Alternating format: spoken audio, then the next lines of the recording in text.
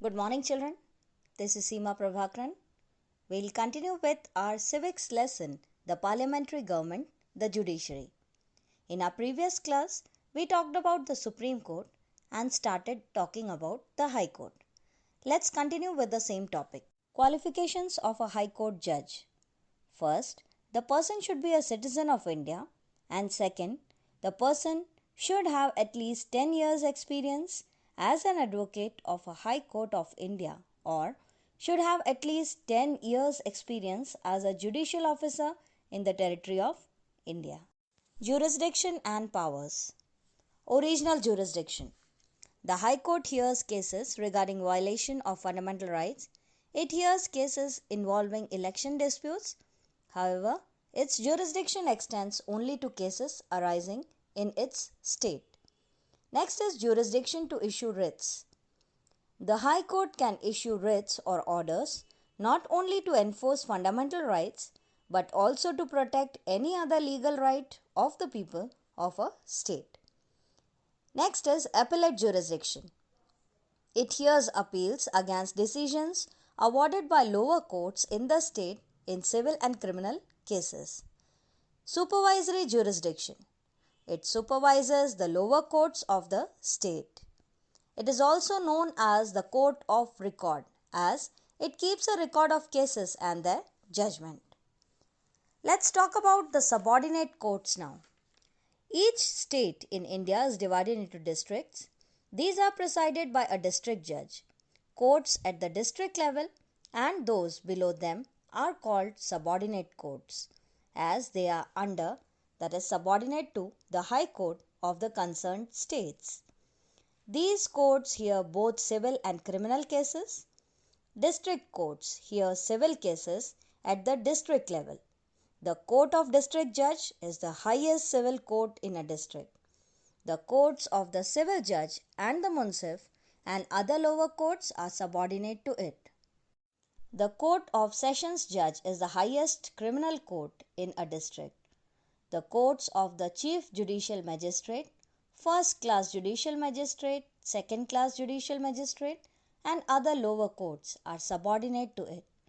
Besides dealing with criminal cases at the district level, the Court of Sessions Judge hears appeals against decisions made by lower courts in such cases. Appeals against decisions of district level courts are heard by the High Court of the concerned state. Both the district and sessions court are often presided by the district judge. Therefore, he is also known as district and sessions judge. Next is public interest litigation, which is also known as PIL.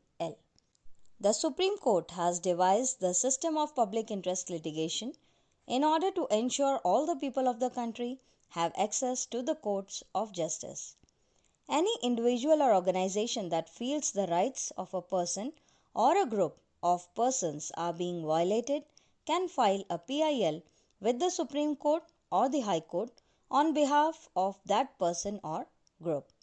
This ensures citizens' right to justice as not everyone in India can afford to fight court cases.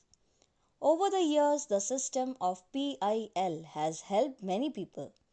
Bonded laborers have been freed from inhuman work conditions.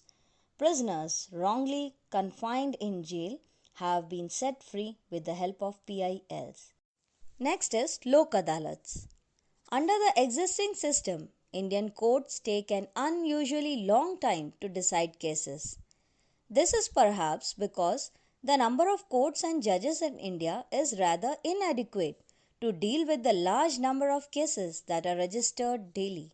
Thus, there is often a huge backlog of pending cases. This not only slows down the dispersal of justice but also makes it rather expensive.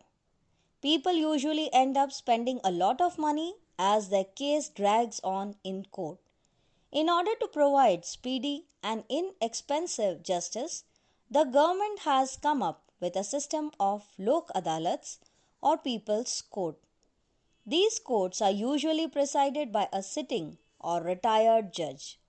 They also have two more members, often a lawyer and a social worker, who hear the cases. Lok Adalats settle disputes by effecting a compromise between the parties involved. Also, the parties involved in a dispute usually explain their cases before the judge directly. Decisions taken by Lok Adalat are binding on the parties involved in the dispute. No appeals can be made against orders given by the Lok Adalat. That's all for today's class. Thank you and have a nice day.